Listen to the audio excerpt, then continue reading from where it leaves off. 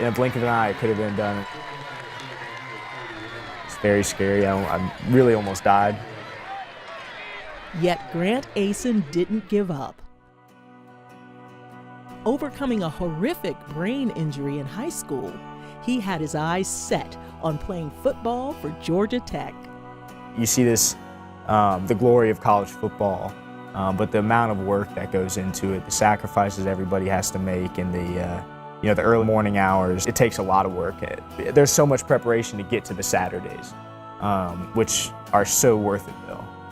Aasen had a long road to get to those fall Saturdays on the flats at Tech.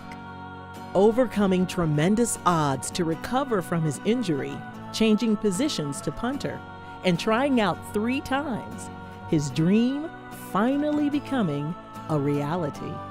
That was a really surreal moment for me because of just the time and dedication I had put into it, and the hours of work. It was just it hit me that it paid off. 3 and out, and off the foot of the Jackets' new punter, Grant Aasen.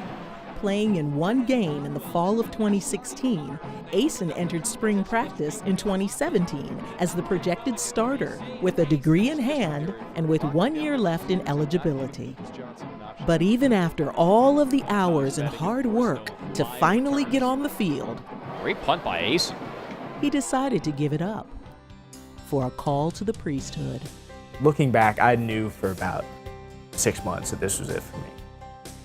But I was by no means convinced that that was actually the case. I was fighting with myself. It was more, I knew in my heart that's where I needed to go, but I was fighting. I was figuring out any way I could just convince myself that I could stay. God let me know that it was time, and He let me know at the right time. He said telling head coach Paul Johnson was the hardest thing he had to do. I actually went into adoration for about 20 minutes, just because there was part of me thinking, oh, maybe what if I just said, give me a little more time to think about it. He told me, he said, Coach, I've been thinking about it a lot and praying about it, and I think that I'm supposed to go now. And I said, well, you sure that's what you want to do? And he goes, yeah, I don't think I really have a decision to make. I think that's what I'm supposed to do.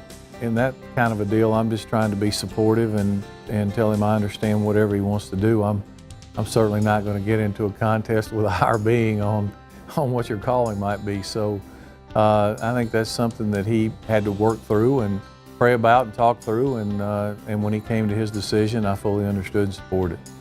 I left Coach Johnson's office a mess. I held it together until right after I left his doorway, so he didn't really see it. And then it hit me kind of then that this was it. I'm no longer a football player. I'm no longer on the team.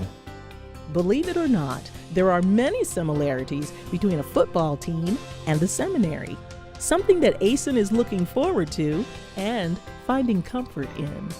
I'm going to find the same fraternal aspect that I found on the team in seminary, just going to look a little different.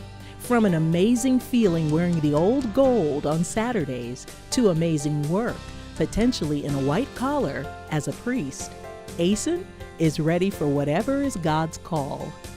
The life as a Catholic's going to look different than what the world's telling you to do. And I'm starting to experience. It's not easy. It's been painful leaving the team, and some days are better than others. But knowing that, having that hope in the future, and kind of just that blind trust, which is faith, pretty much, is kind of kept me positive through it all, and kept me hopeful.